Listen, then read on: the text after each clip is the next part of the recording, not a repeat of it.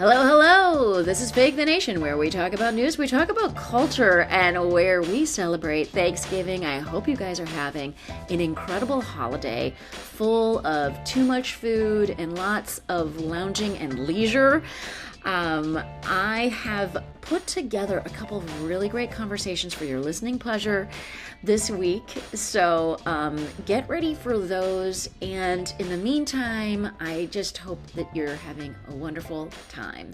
Let's take a quick break, and then we'll get into it with the first topic.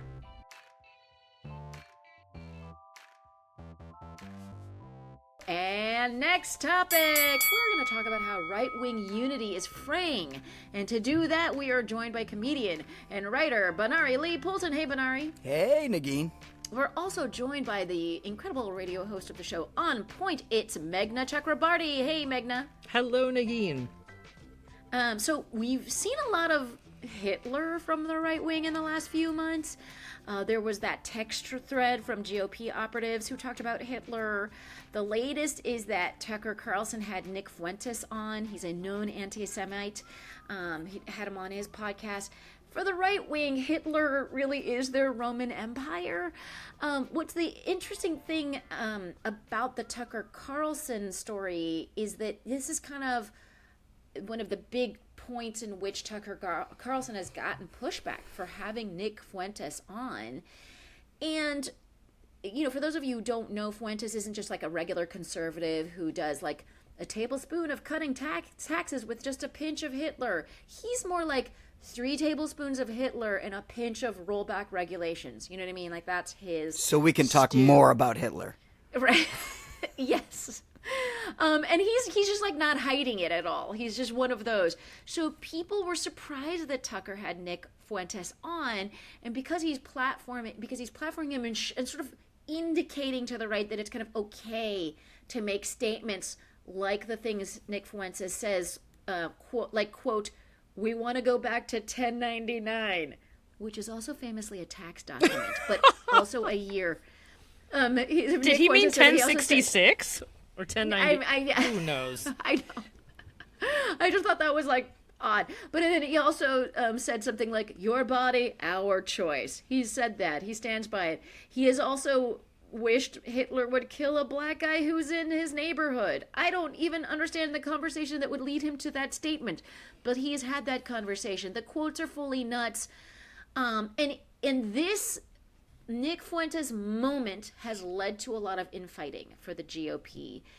Now, I guess, are you guys surprised that there's infighting in the GOP, or that this was the line, that this Nick Fuentes, Hitler love, whatever, was the line that we all needed to cross? I mean, as a Jew and a human, it's not great out there. I am surprised that they're surprised. Elon Musk was at the inauguration, gave a Nazi salute. They've not exactly hid their agenda or their love of the Third Reich and Hitler. What I do want to say is I'm not quite sure for a group that prides itself on winning and not engaging in participation trophy. I just need to reiterate, Hitler famously failed loser. My being here is proof that guy didn't know what the fuck he was doing. So, like, not really that great at the one thing that he's known for. Yeah. Right. Just also want to put that out there. Like, that's your king? Okay, that guy shot himself in a bunker because he turned out to be really bad at the one thing he was trying to do. So, not saying that he didn't cause a lot of harm and a lot of suffering. I think notoriously terrible guy. Yeah, but that was he bad. didn't get to his end goal. But he did. All that suffering was for naught because he was bad at his job. Yeah. Meghna, were you surprised by the line that the Nick Fuentes now represents? I'm not sure if I felt surprised or not, because what I thought was actually more revealing, I mean, Nick Fuentes is Nick Fuentes, and actually to Benari's point, we've had Hitler light conversation coming out of the right for some time. I mean, the president of the United States himself was like, we need more immigrants from Norway, versus those.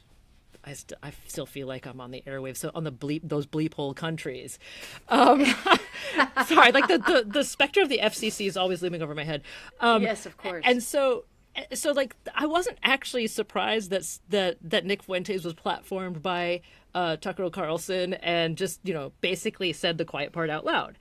What I found more interesting was where the sort of MAGA infighting was taking place, and I'm talking about the Heritage Foundation here most specific, Yes, right? hear Because it, yeah. first the head of the Heritage Foundation comes out and is like, "Hey, man, it's no problem. People should have the right to say what they do. Nick Fuentes, et cetera, and his very own analysts from within the group that gave us Project 2025, they're the ones. There was I forget her name now, but there's one of their top legal analysts went straight to X and said, "Okay, just because we have to be clear now, supporting Nazis is bad," right? And so, like, Yeah.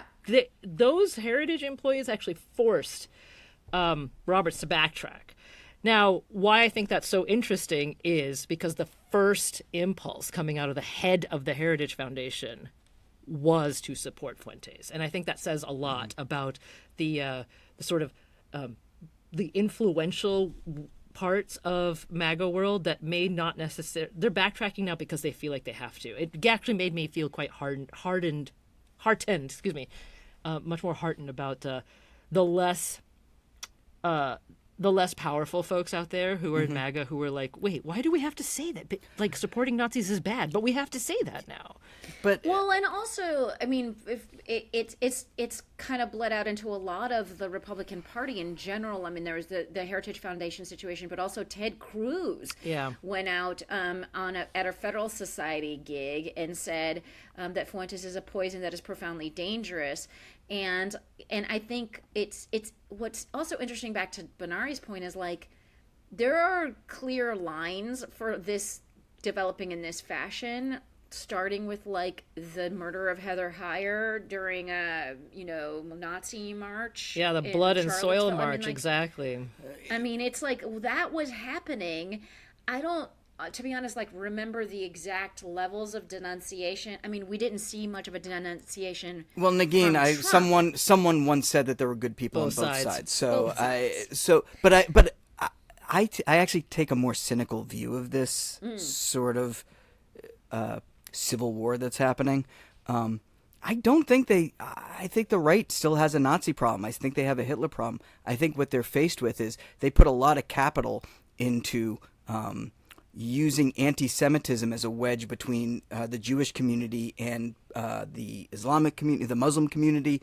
They really, the Islamophobia came out during the Mamdani campaign. And so there was a lot of attention paid to how Jews felt and the safety of Jews, and the right really took up that cause. And then they've thrown themselves between the Netanyahu administration and Israel and have become super pro-Israel, and that's been a way to shield from their other anti-Semitic discussions and the anti-Semitism that they promote here in America.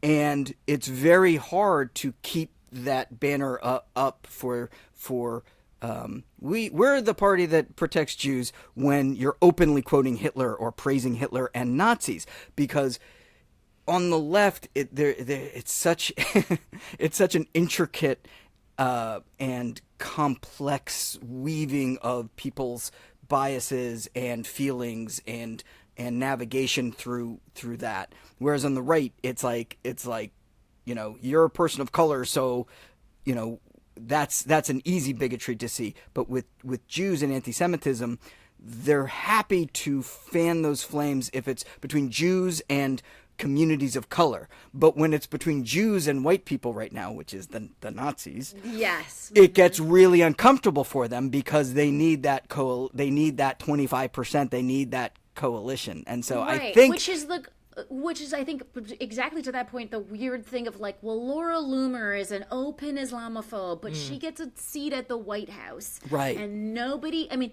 people, there are some people that are uncomfortable out there, but I don't know that Ted Cruz is out there making speeches about Laura Loomer's Islamophobia. Right. So that, I think... Now, he'll talk all day about Mamdani. Right. You know? Yeah.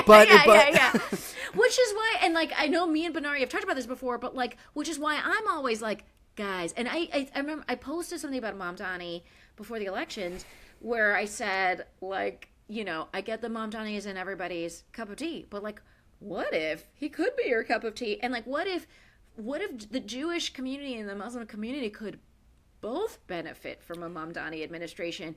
The discourse is rigged against us because it won't let us think about that kind of coalition.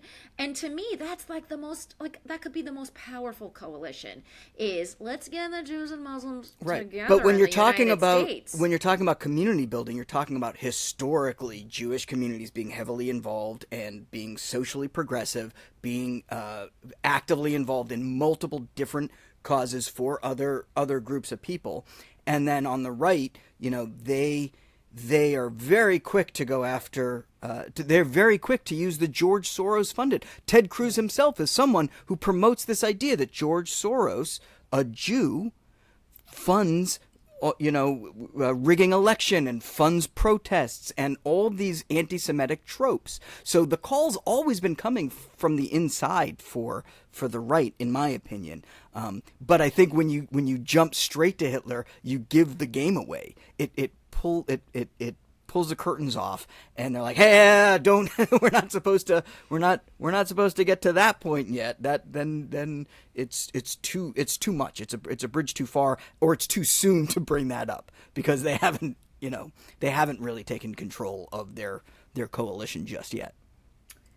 Meghna, my last question for you on this is, you know, this is weird. Like, does any of this is like kind of right-wing infighting. It might be a little bit like a little too online. I don't know if the mainstream voter is hearing about this stuff in particular. Does Ted Cruz coming out against Nick Fuentes, does that win votes? Does Nick Fuentes open bigotry win votes? I mean, none of this is about healthcare subsidies. Mm-hmm. So I don't know, like, is the Republican Party doing itself any good by even like talking about this at all when they should be trying to build some, a policy, one policy out there? Yeah, I mean, I think that Fuentes forced their hand, right? Forced the party's hand, and so did Tucker, obviously. And so they have to talk about it right now in their infighty way. Now, does that mean that, as you said, like, that the majority of Americans care? I mean, the very online folks do, and party base does, but I think you're right that really what they want is they want their bodega coffee to be affordable again. And while I understand that as a primary need, it also makes me a little sad because I do wish people more broadly cared about when, like you said, Benari, when the curtains get ripped off and you see the truth, because it's not an impossible line to draw between that form of extremism and the very policies that you're just talking about, Negin, about, like tariffs, about dismantling the Department of Education, you name it. It's all sort of a same, a spectrum of a similar worldview. And I think just the extreme, what did they say? It brought it out into sharp relief. So. Yeah, and I also think that when you're examining the policies also, right, when you bring up the specter of the Nazis, like, what was the Gestapo but a private mercenary army of secret thugs that would go into communities and just disappear people because for reasons. And so you start making the comparisons start to become a little too uncomfortable. Yeah. When you bring it out in the open like that. And I mean, like, fascism's entire selling point, if we can put it that way, in the 20s and 30s was to help the forgotten Germans or the forgotten Italians, and to strengthen the nation.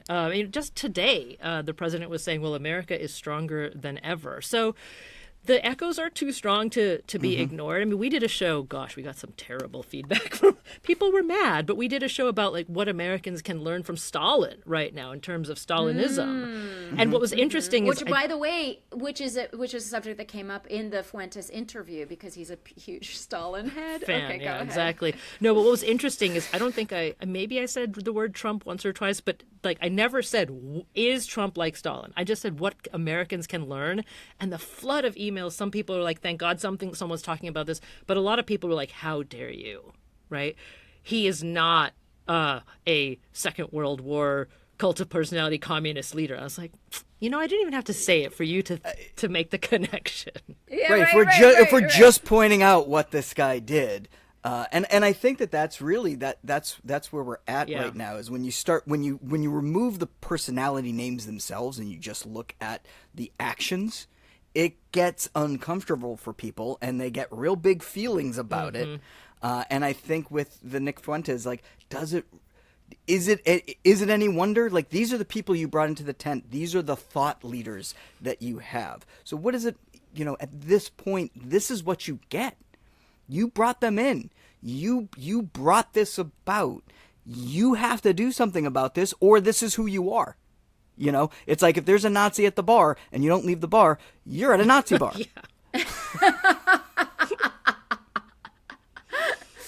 That's awesome.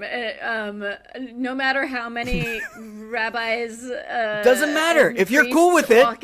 If you're cool with it, man, guess what? It's a Nazi bar now. Okay, but what if they also sell, a really delicious croissant cookie or whatever those are? Is the Nazi leaving? That's the problem. That's the problem with Nazis. They ruin everything. They make it all about being a Nazi. They just take it all over, and you can't even just have a nice kugel. Oh, okay. Folks, let me know. What do you think? Are you leaving the Nazi bar where you're trying to have a nice kugel? Or making the Nazis leave, even better. Right. Okay, folks. What a delightful conversation. Where do people find you, Meghna? You can wander over and wherever you in podcast land and look for On Point. Public radio's On Point, and I would be delighted if we were an addition to your podcast feed. So that's the best place to find me.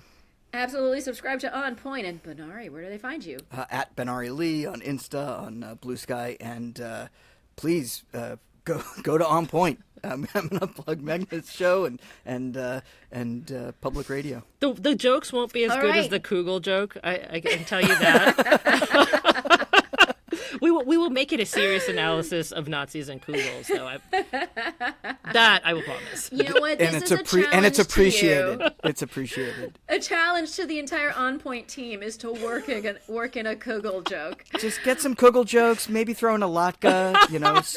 Start small. I will. After this, I'm gonna go right out back into our area and be like, guys, our next show.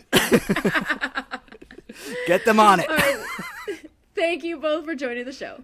And let's take a quick break, and when we get back, there's more.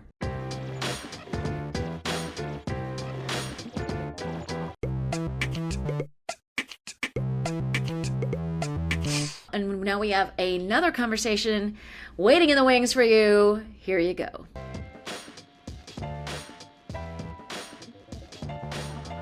And next topic, Gen Z is all about the 90s, but the question is why? And to figure that out, we are joined by podcaster, and editor of ARC Magazine, Mark Oppenheimer. By the way, the podcast is also called the ARC Podcast. So subscribe. Hello, Mark. Hello. Nice to see you. We are also joined by former editor of The Nation and also the host of The Nation podcast, and just a wonderful author. It is the incredible Guttenplan. Hey, Don. Great to be here, Negin. Now, I don't know if you guys are attuned to fashion, but everywhere I go, I see stuff people wore in the 90s. Youngins are obsessed with it. There's also an increase in vinyl records, CDs, physical books, board games. It's everywhere. And my question to the two of you is, can you explain why? Vinyl records. And for YouTube watchers, there's some vinyl. What was that vinyl record, Mark? Who was that? This is my grandfather's old collected Beethoven concerti, which I rescued when he died. So, cool. But I have my own as well. But I rescued a lot of my grandpa's vinyl when he died. So, I mean, do you now? You are not Gen Z, but you can obviously speak to the glories of the physical art piece. Can I speak to this? Yeah. I'm literally chomping at the bit here.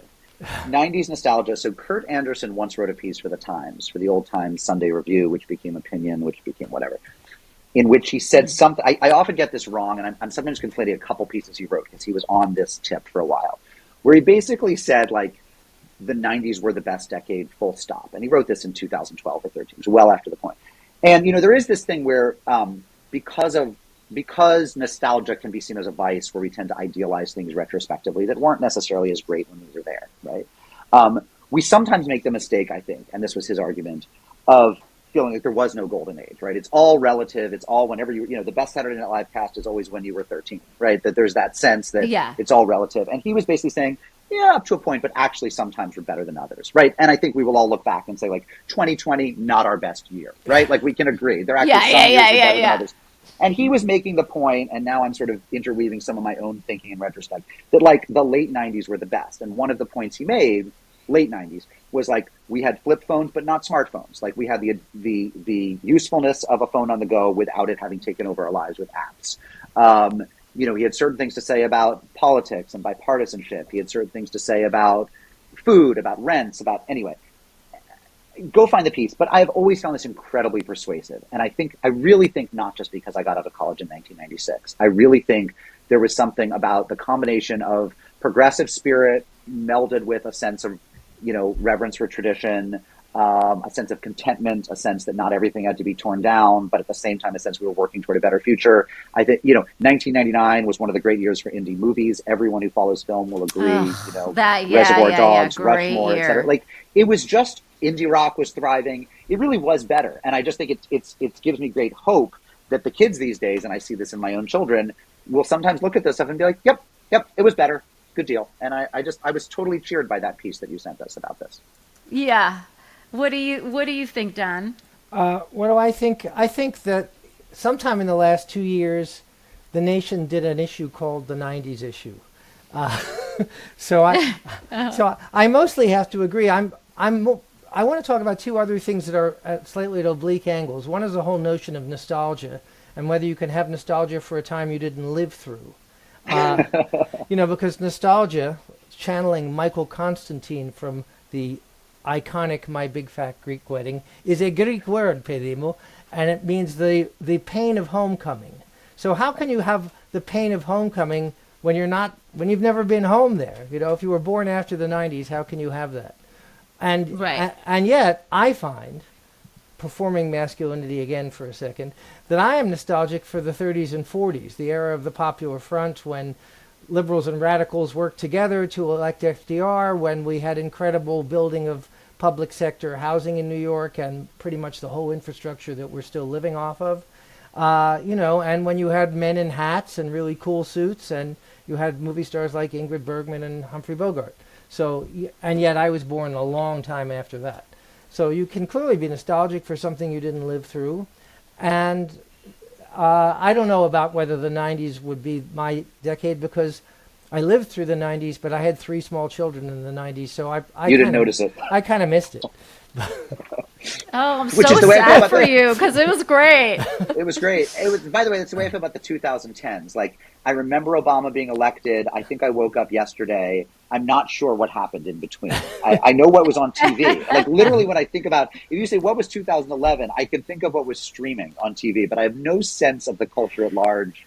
There was no pop music, for example, for me. I wish I had that, because I have a 6-year-old, And I wish that like just her presence was swallowing up the entire Trump Obliterated, administration. yeah. And unfortunately, it's still seeping through. Well, this is part of the right's nefarious strategy to get you to have more children, because you need to be out before you totally lose contact with reality. You need to be outnumbered by your children. But once that happens, then culture is just something that happens on TV between changing diapers. Right. But in the 90s, I don't know. I mean, there are two things that leap out at me about the 90s. One is the Vietnam War has been over for 20 years, so America hasn't been at war for 20 years. Yeah. That gives a lot of stuff time to happen without the sense of like, am I going to be set, which my generation, which is a generation older than yours, Mark, grew up with, is are we going to be sent to die in Vietnam for something stupid, which of course now young people have all over again, thanks to George W. Bush.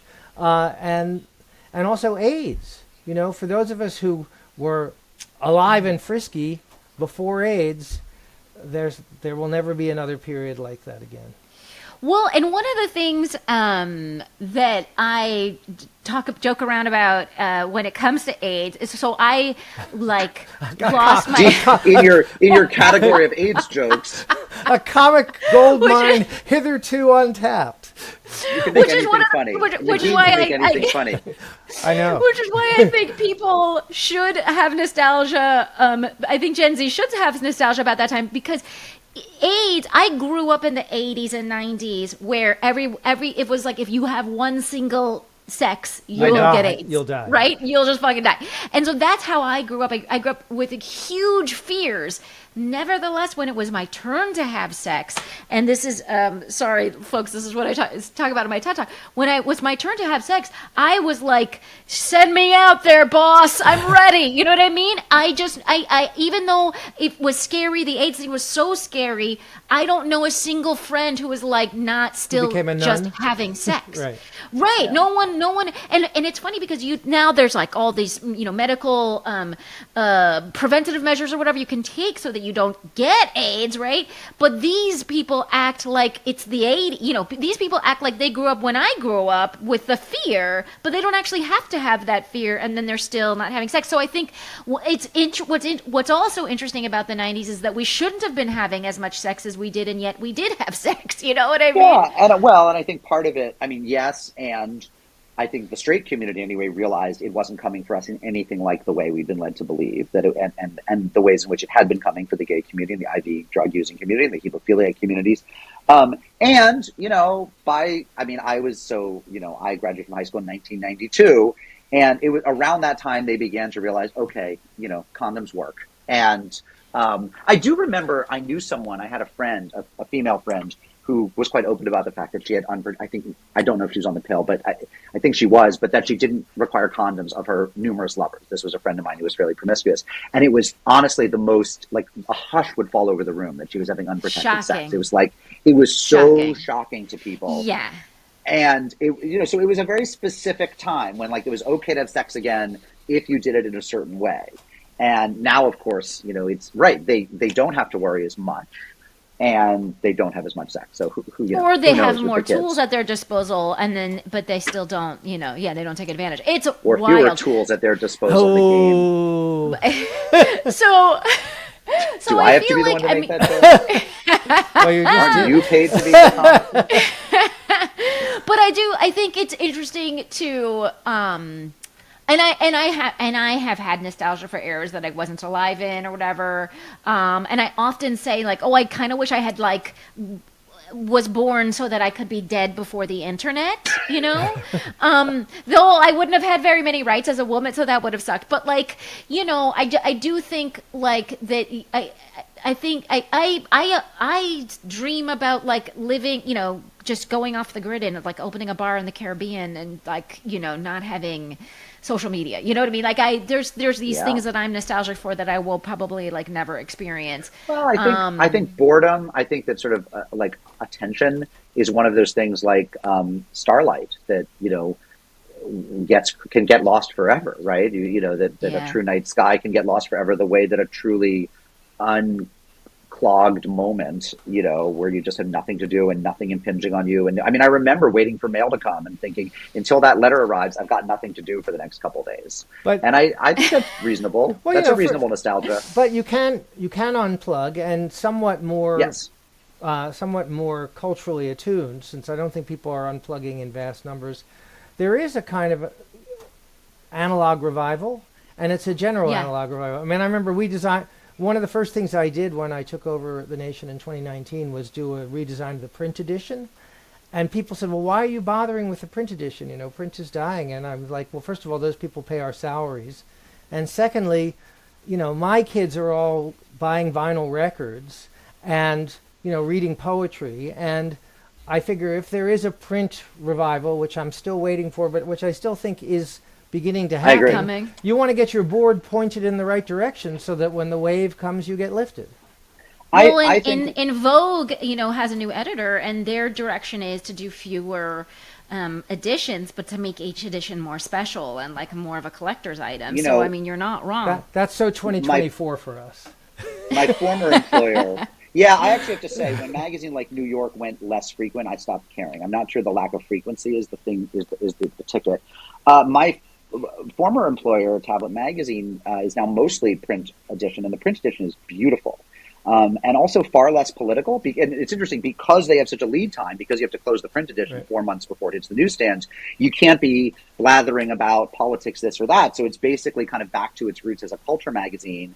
And it's a beautiful one. I have to say, it's interesting. Vinyl has revived. Book sales are actually stronger than ever. It's not always the books that you and I would read or write, but book sales are strong. People are eating out again. The things that I really am panicked about are movies, because I love going to the movies so much. Me and they're too. so few. And I love the cinema experience, and newspapers, because even if our weeklies and monthlies survive, and I think there's a good hope for that in some form, the disappearance of dailies is, because they're so broadly local, and that's where we get our local news, is devastating in a way nobody, I think, has managed to wrap their minds around. And so, I think we need more nostalgia. I mean, we need like a real wave of, what we need is a kind of and also revival if you look at like certain things. If you look at the sort of production design of a movie like Fantastic Four with the retrofuturism, I think there is a lot. I think nostalgia is kind of like, working its way into a lot of stuff right now, because it's like, if you have a vision of the future, but it looks like,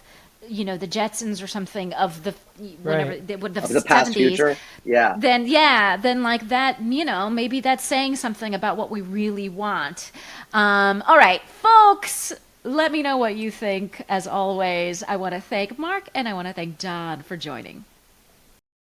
And that is it for the show. I hope you enjoyed those two conversations from our wonderful Fake the Nation panelists. Thanks to all the Fake the Nation panelists who come on the show every week and say hilarious, fun things that are also remarkably insightful. And happy Thanksgiving to all of you. I really hope you're having a good one. Thanks to everyone who makes the show a possibility. That's our wonderful producer, Rob Heath. Thanks to Gaby for our theme music. Just a reminder, you can see me in Washington, D.C. on December 12th at the Atlas Performing Arts Center, and where I will be doing a Muslims Are Coming show with some of your Fake the Nation favorites. That's Corey Ryan Forster and Ophira Eisenberg. I'll also be joined by Gibran Salim and Yasmin Aladi. It is an incredible night of comedy that we have planned for you, so come out to our show at the Atlas Theater on December 12th. And you can email us at fakethenationpodcast@gmail.com if you have any questions, ideas. Otherwise, we'll be back in your earballs next week.